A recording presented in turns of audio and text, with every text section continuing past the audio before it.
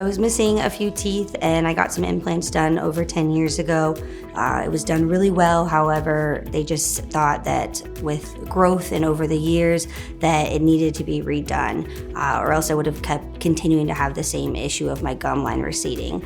So I came into Dr. Stilley for really just a gum graft, and she said, if you want to come in here over and over again over the next 10 years, we can do that, or we can just fix everything now and start over from scratch and make sure that everything is placed correctly. So that's what she did, is she went in there and took out my implants that I already had, repositioned them in the correct location, and then was able to do the whole procedure all over again. Dr. Stilley was so kind and met with me multiple times to make sure that I felt comfortable. I told her about my traumatic past experience, and she did everything that she could to make sure that I felt comfortable, whether that included offering sedation if I needed it, talking me through all the procedures multiple times.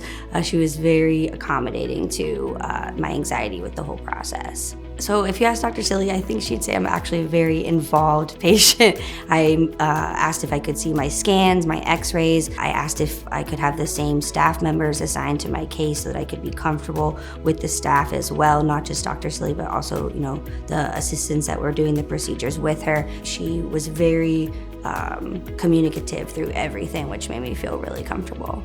For someone that has a lot of teeth issues and has been dealing with this for over a decade, I've seen a lot of different types of, dentists, orthodontists, periodontists. I've seen a lot, and I think that her qualifications just spoke to her credibility and her knowledge and her skill. And I think that, going to a specialist is the step that you need to take to get the results that you want. I have a really big smile and I'm very animated, and I love that people look at my smile first thing. I love that that's what I lead with and that it is drawn to people. So I'm really grateful that she made it me.